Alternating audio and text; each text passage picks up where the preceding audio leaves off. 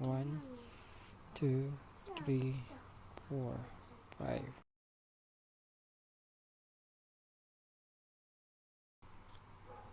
Okay.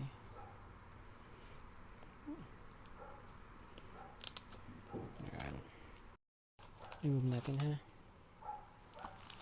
Ayan. Ayan. Tandaan dito sa plate. Kasama ang screw na. So, binila natin kanina 5 siya, diba? So, dapat 5 din. So, 1, 2, 3, 4, 5. 5 siya. So, ang diskarte, kapit daw muna yung plate dito.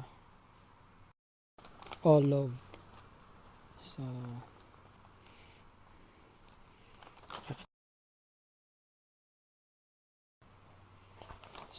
ito yung structure niya sa baba.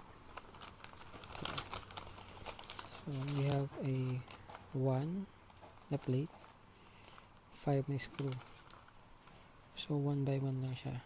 1, 2, 3, 4, 5. So, ganun na siya kakapit.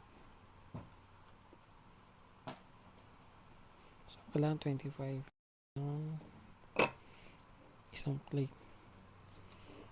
So, actually, tatapat mo na siya sa hole like this. Tapat lang siya. So,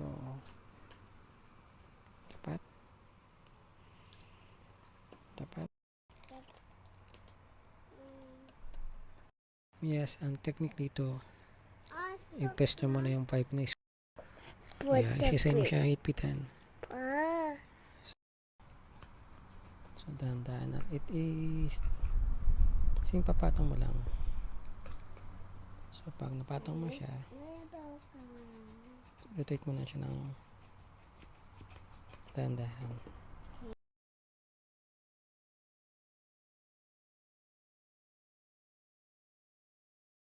Standard na taas na to. So, pakita ko may number yan. So, taas mo na siya. Uy, 60. Kita nyo?